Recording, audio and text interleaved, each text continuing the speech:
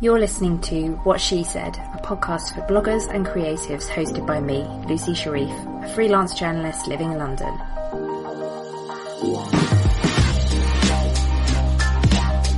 Each week I interview different women in blogging and the online world, getting their best blogging tips and advice, and a little bit of gossip too. Thanks for listening.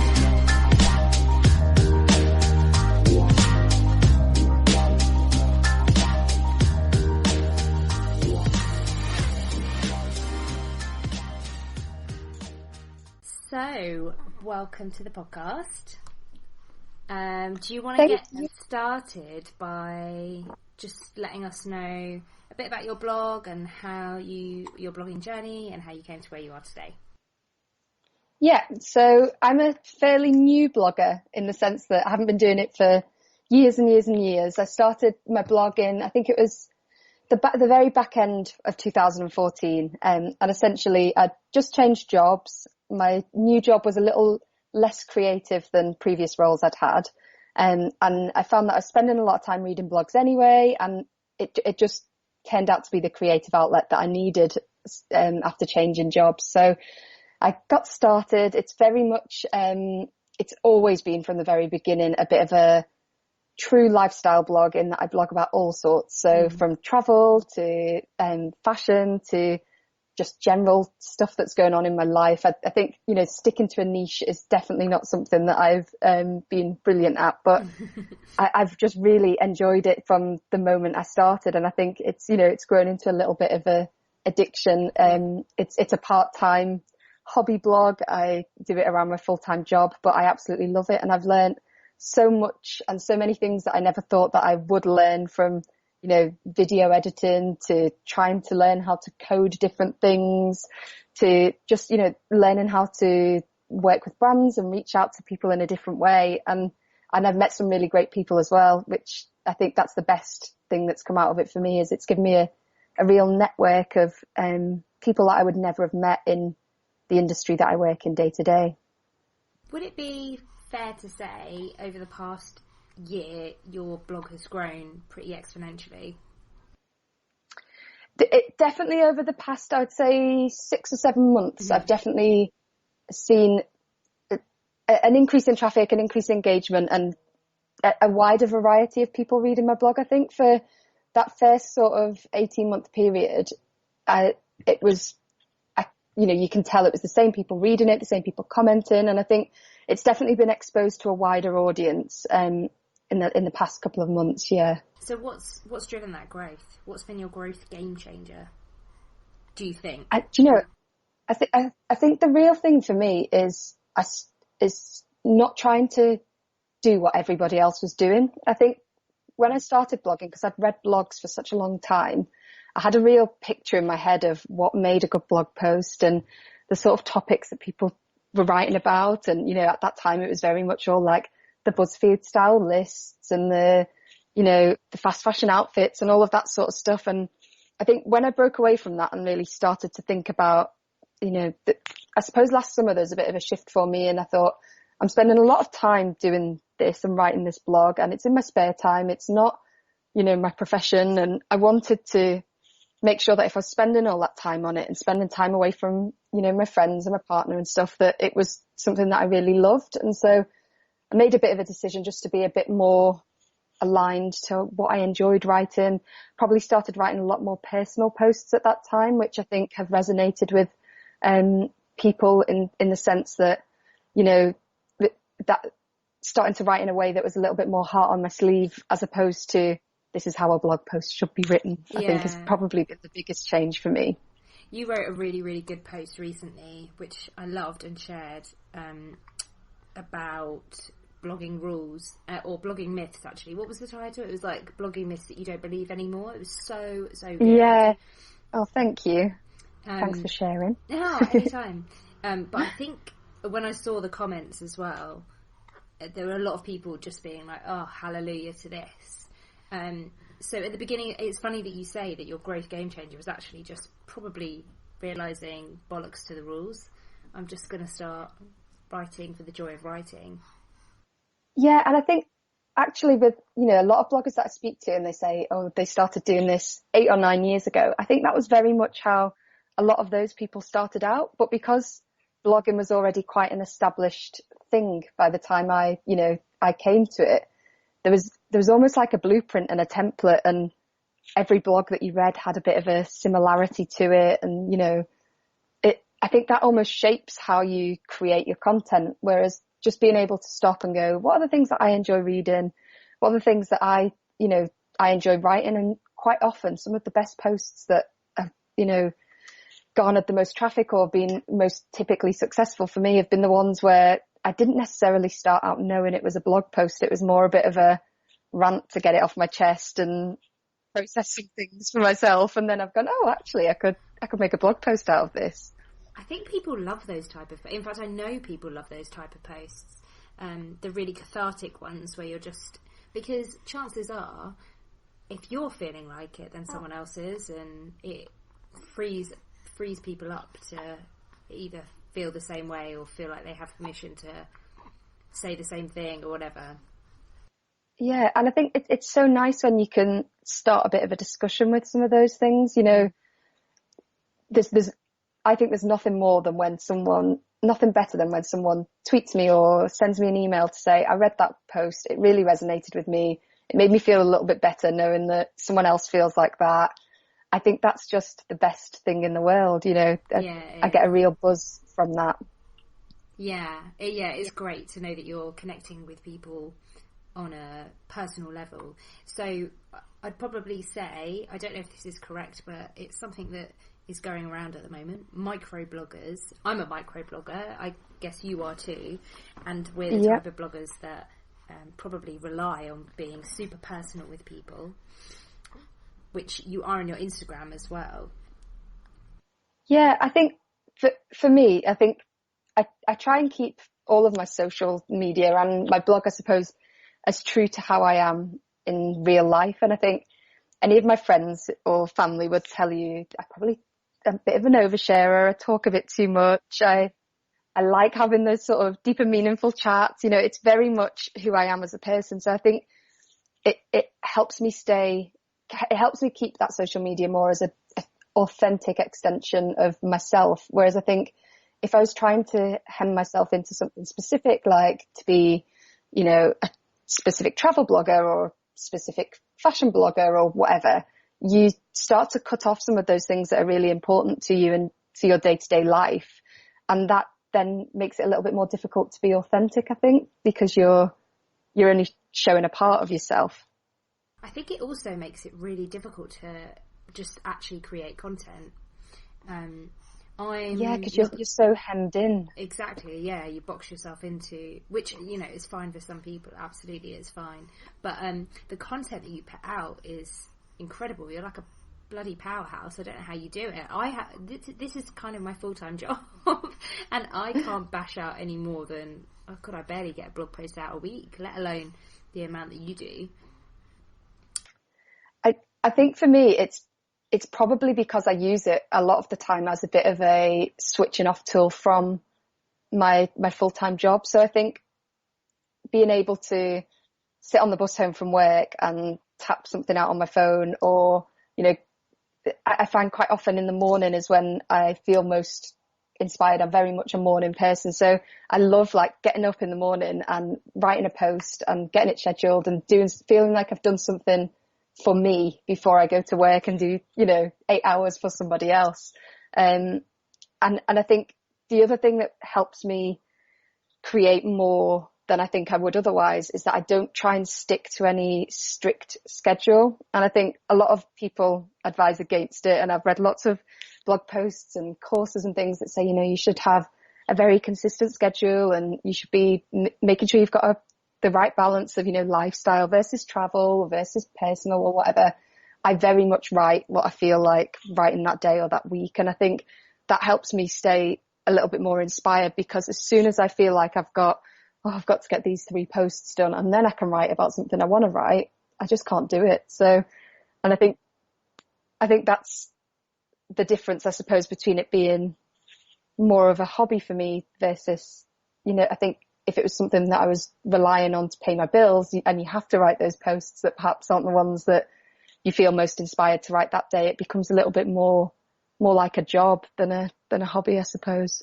And actually, there's a couple of things that I wanted to ask you that you've just touched on. So when me, you, and Ellie from A Wandering Quinn met for a drink, both you and her are part-time bloggers with a much more productive output than I have. But I asked you both, would you ever want to become a full-time blogger? Because both of you are really successful. You have better traffic than some people who are chugging along doing it full-time. You both go on press trips, you both work with brands, you both get nominated for awards, etc., etc. But you both said, I remember you both sort of looked at each other and you were like, no, not really. I find that really interesting. I think for me, there's a lot of parts of, being a full-time blogger and working for myself that appeal to me. And, there's the obvious things like the flexibility and the being able to always do something that you love. But I think as soon as it becomes a job, you almost lose a little bit of an element of that flexibility. And I think for me, what does resonate with my audience and what does keep people reading is the fact that it is very, personal and heart on sleeve. And I think as soon as I had to apply any sort of real strategy to that in order to, and put too much pressure on it, I'd really lose that element of, what my audience seem to enjoy. And I think, there's a lot I think it's absolutely incredible that people can make careers out of it. And I find it so inspiring, looking around at the industry and what people are doing. I think it's absolutely phenomenal. But I think for me, it has always been a bit of an outlet. And I think as soon as it became something that, I don't know, that it's like everyone says, there's no dream job, because as soon as it's your job, you lose that element of it, don't you? And I think it's you start to focus then more. Or I think for me personally, I would be starting to focus more on what do I need to do, what targets do I need to hit, and putting more pressure on that numbers game, which I don't feel the pressure to do at the moment, which is nice. And I think again, it's something that allows me to create the content that I want to, rather than what I feel obliged to. I think I'd be very bad at comparing myself to everybody else if it was something that I was doing full time. Yeah, that's a really good point, actually. So the other thing I wanted to ask you was actually in terms of practicality, because I think there are a lot of people out there, part-time bloggers, who they're like, well, how do you actually physically do it? So you mentioned one thing, that you do it on your phone.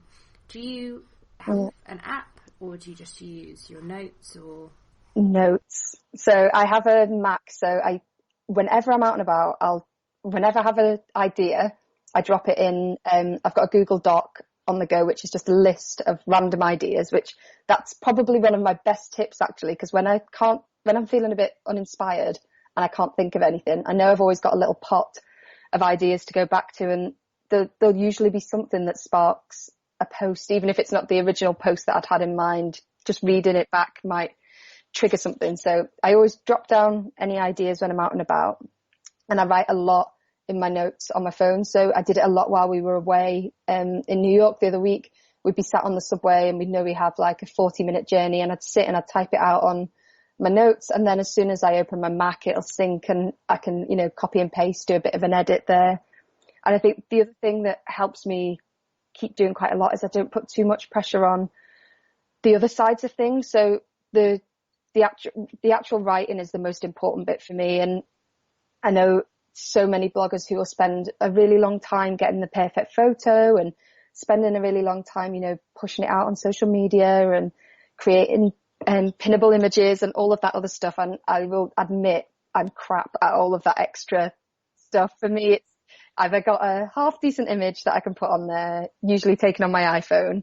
I'll write the words while I'm out and about and on the go. And then, if I share it twice on Twitter, I'm lucky.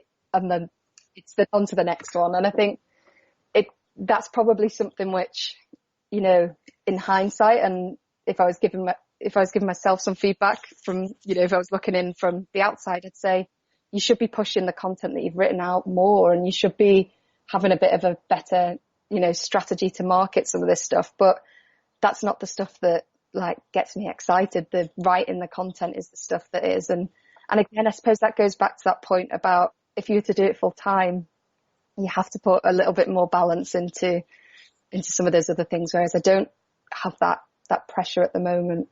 No, but I think you love content, you love content creation, you love writing, and so you're just prioritising that. And I would say that even though you like you say you put a half decent image, you are a good photographer. So I think if you were the sort of person, your half decent image is probably above average. So that's very generous. I think that's some good iPhone editing. I think and I have in the past thought, when you look at things and you set yourself some goals, I've thought, right, I'd like to get a little bit better at photography, or I'd like to, produce less content and share it more. And I think you learn what are the bits that you enjoy and what are the bits that aren't. And I think that it's always been quite, a gut thing for me, is that the stuff that I love is just the writing, and that's what I want to keep doing. I think that's important. Just prioritise what you love doing. But having said that, imagine how you managed to get really decent traffic from not promoting your stuff at all, and that's because your content is really good and content is king. Imagine what you could do if sharing it.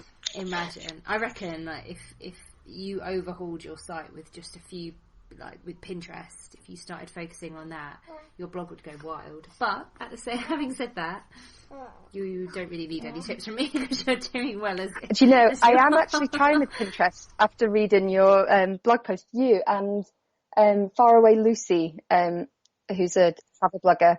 I read her guide and I read your blog post, and that is one thing that I have actually been trying with particularly my travel posts, and it is already starting to pay off. So that I think is definitely one where there's a bit of an untapped resource there, I think, with Pinterest. So it's definitely something I'm dipping my toe into at the moment. Glad to hear it. What other tips would you say have been the kind of light bulb moments for you? So there's a couple of things. I know it's got to feel like your podcast is sponsored by Monica's blogger course, but I'm another one who's also, I'm only halfway through it. I started it just before we got right up close to the wedding, and I've been on hold for a couple of weeks, I suppose, but that has been brilliant actually for just sparking some different ideas. So one of the things that Monica says to do is to, she talks about your niche being your audience rather than, a specific niche of a student travel blogger or whatever. And so I had a little think about, my audience being actually people who are in a similar position to me. So people who are, career driven and ambitious, but also like a creative outlet and, very, sociable and wanting to meet other people and things like that. And she says, once you've got that audience in mind and your perfect reader, to just brainstorm 100 blog posts that person would want to read. And I did that the first week that I started the course. So I think it was like the end of May time. And I'm still going on ideas that, I came up with there that I would never have otherwise come up with. And I think that's a really good way of getting into the mindset of, okay, well, if my reader is me, what do I like reading on other people's blogs? What do I think there's missing? What else is there out there? Another thing that I did this week, which sparked quite a lot of ideas, was, and it's a really simple thing. I couldn't believe I hadn't done it before, but just going onto Google Analytics and searching what your most read posts have been year to date. Because I think you notice on a weekly basis when, that post seems to have resonated more than a different post. But I think looking back over a chunk of time and seeing what themes there are there. So again, for me, the posts that had worked really well were those ones that were a little bit more personal, where people had been able to, resonate with it, because they're the ones that people then go on to share on Twitter or on Facebook. And going back and doing that, I think, really helps you to confirm who your audience are and what sort of thing they enjoy. Because I think there's some things that you write for yourself and that's totally fine, but understanding which are the things that are going to resonate with other people is really important as well. Totally. Going back to your 100 post idea thing, I don't know what to call it. Yep. It's like strategy, really, isn't it? That is amazing. I've never thought about doing that, but it's a brilliant idea. What sort of things did you come up with that you said you came up with ideas that you would never have thought of before? What sort of things? It was just lots of different ways of looking at things, I suppose. So I think historically I would have said, I don't know, like gone to Paris for the weekend and come home and written a travel diary of my time in Paris and maybe like 5 great places to eat in Paris. And that would have been all of my content. Whereas thinking about it through the eyes of a reader and saying, right, okay, well, if it was someone, you know, if my ideal reader was going to read a post about Paris, what would you want to read? And it might be how to have the perfect girls' weekend away in Paris, or how to plan a trip to Paris with only 1 day's annual leave, or, you know, some of those sorts of things where it's just giving you a different angle on stuff. And it also brought up some topics which I still haven't actually written about, but the things that are definitely, you know, coming up in the next few weeks. So things like finances, you know, when I get together with my friends, we'll sit and we'll say like, oh, how have you managed to save that? And, you know, how did you get your house deposit together? Or what is the cheapest place to go and, you know, do this so that you've then got extra money to go on nice holidays? And so it gave me some different ideas like that, I suppose, that, you know, not all of them will come to fruition, but some of them blend together and create a different post. And I think the thing that Monica really advises with that is just get it down on paper and don't overthink it. And that is almost the freedom of it, is that, you know, some of the ideas I'll never use, and, you know, or they might be too similar to things I've already written about before, but there's plenty there that either inspired a different post or made me think a little bit differently about how I produced some of my content from holidays and things like that. That's a really, really good tip. I mean, these are all basically selfishly great tips for me. This whole podcast is just a way for me to grow my own blog. Love it. I was going to ask you a little bit about social media, because in your blogging myth post, you even shared your exact figures, which I thought was really cool. A lot of people don't do that. They won't say. And you shared the amount of traffic you get a month, which I can't remember what it was, but it's a good amount of traffic, and how your social doesn't necessarily reflect that traffic. And I thought that was really interesting, because sometimes when you're working with brands or whatever, or you maybe even before you started working with brands, people have a bit of an idea in their head that, oh, I need this number, or I need to get to a certain number, like 10k Instagram followers or Facebook followers, whatever. But you pointed out that actually your social doesn't necessarily reflect that. And mine's similar to yours, actually. But your engagement is really high. How do you encourage that engagement? I think, again, it's back to that authenticity piece, I think. So rather than trying to peddle a lifestyle, you know, I think with social media, you can quite easily put out a picture that everything's rosy and you've got this really glamorous job, and you're out for dinner every night, and at the weekends you're always flying off on another trip. And it would be quite easy to sit and curate that sort of, you know, picture. But I think putting content out there that's authentic and that feels, and I mean, that sometimes sounds a bit cliche, doesn't it? Like, oh, very authentic. But being just true to yourself, you then want to engage with the people who are commenting and sharing things, because, you know, if you're saying, right, do you know what, I've had a shit day at work, I'm come home to sit on the couch and have a glass of wine and eat a load of carbs, and someone else is like, oh, me too, you automatically start a bit of a relationship there with those, you know, followers and the people who are taking the time out to comment. And I think the other thing is that the more, you know, we're all very similar. So the more authentic and genuine you are, the more likely people are to resonate with that and share it. So some of the things that, you know, I've been shared most when I've put them on Twitter and stuff are like when I've said, you know, being an adult's crap. I just want to like lie on the sofa and have someone clean up after me. And everyone's like, yeah, me too. Like, so we could spend a load of time putting out this real picture of, oh, you know, my life is so lovely and my house always looks pristine, but no one's really like that. So, you know, sharing how you actually are, I think helps people to just get to the real you and empathize with you a little bit, which I think then naturally helps to build a bit of a brand. And I think the other thing as well, again, another tip that I picked up in Monica's course is that people want to see the person behind the account.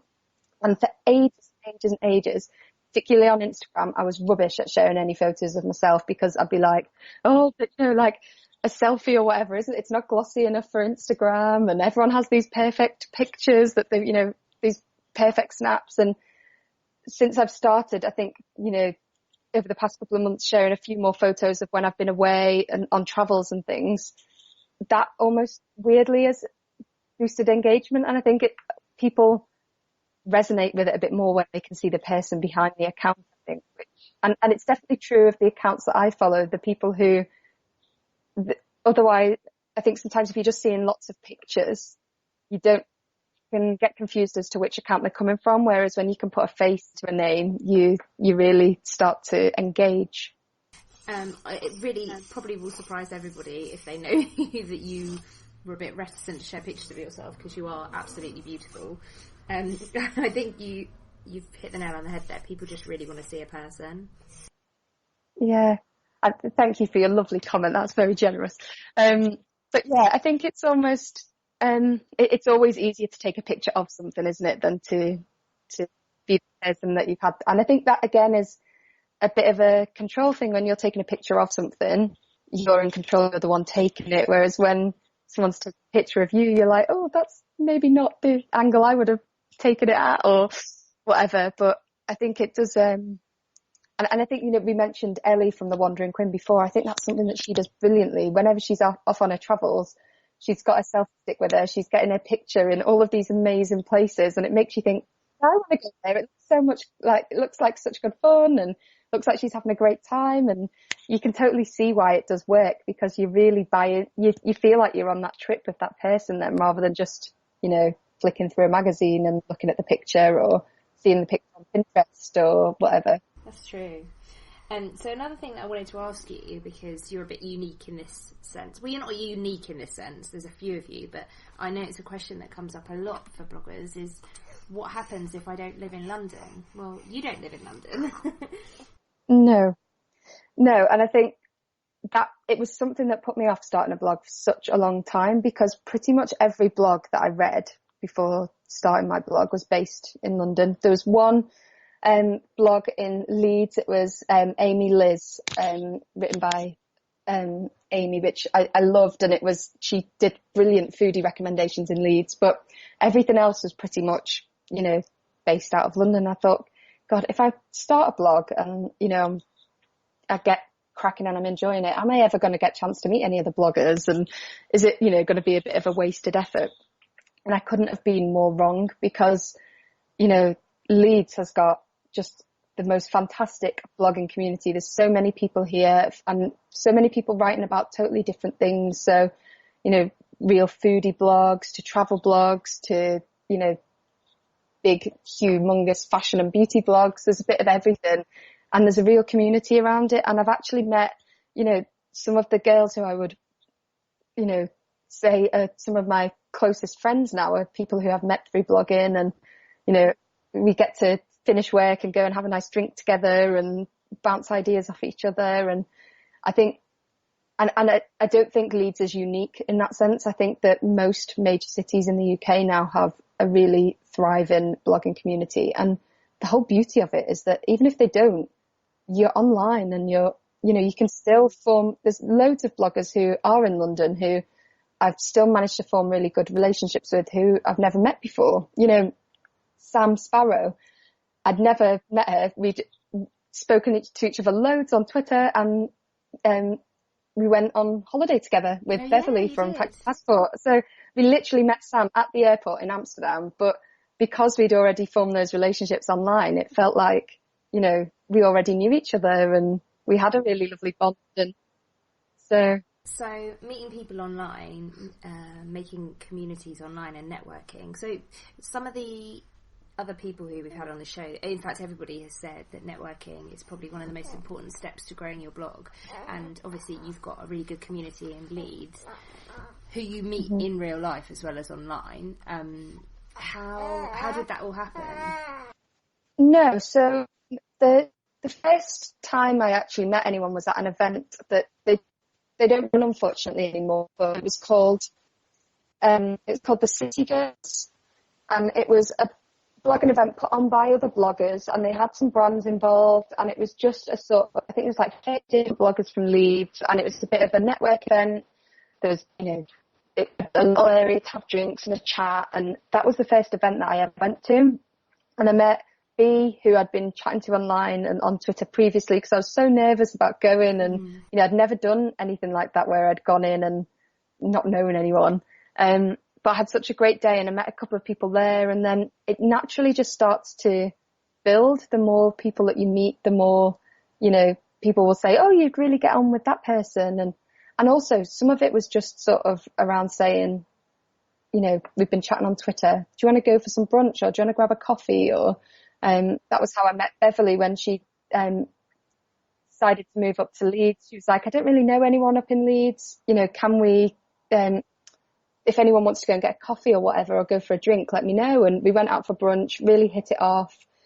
There are a couple of other girls in Leeds that we both really get on with. And we just, you know, started to sort of do little dinner dates all together. And we always do a book swap. That's a really nice one. And a good way for getting chatting to people is everyone brings a couple of books and we'll swap them and give recommendations, and little things like that have just helped to build. And I think actually by default that networking does help to grow your blog, because not only are you chatting in real life with these people that you're forming relationships with, who then naturally will share your work because they're friends and they're, you know, supportive of you, but a lot of the people who I've met that way actually work for some of the brands that I've ended up working with, you know, and have said, or work for agencies that are working with brands and can put me forward because they know me personally and they know that I'll, you know, deliver on time and I'll be responsible and respectful and all of that sort of thing. So it definitely does work. And I think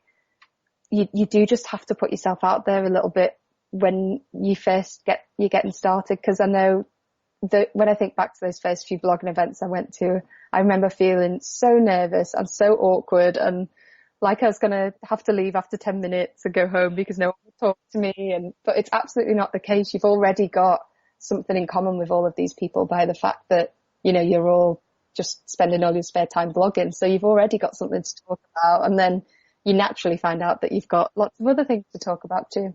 So where can everyone find you online? So I'm Sophie Cliff on pretty much everything, I think. So sophiecliff.com is my blog, and then Instagram, Twitter, Facebook, all Sophie Cliff as well. Thanks for listening to What She Said. And if you like this episode or any of the other episodes, please think about giving me a lovely rating on iTunes. I really appreciate it. If you want to connect with me, head over to my blog, wanderloose.com, or hit me up on Twitter, Instagram, or Pinterest, where I'm at wanderlooseblog.